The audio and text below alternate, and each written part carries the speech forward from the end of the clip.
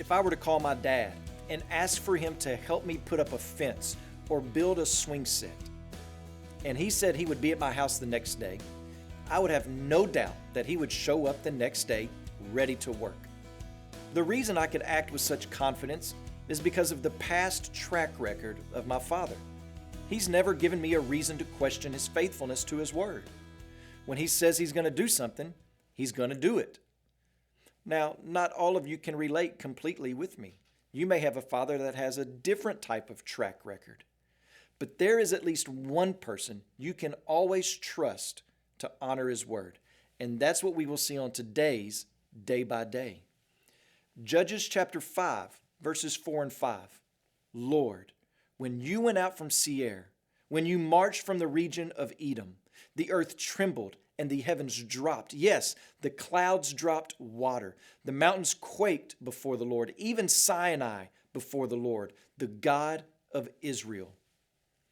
The judge Deborah is singing a song at this point, and in this particular verse of the song, she's singing about God's display of power in the past. When we read verses 4 and 5, we notice that a few geographical places are mentioned: Seir, Edom, and Sinai.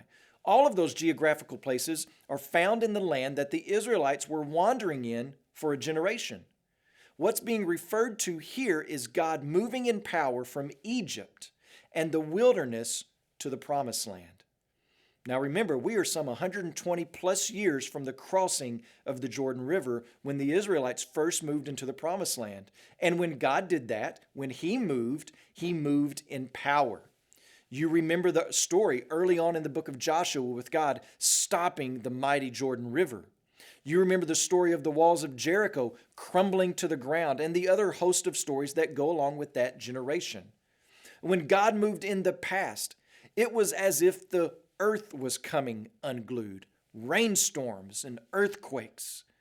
So we know that God has moved in overpowering ways previously. He has shown up on behalf of His covenant people in mighty ways to rescue them from oppression and enslavement. All of this is to help remind us that God is always faithful to His word. You can trust His promises and truths to His people today because He has proven Himself completely faithful in the past. So walk in obedience to His word today. He will not fail you when you do that because He will not fail to uphold His word.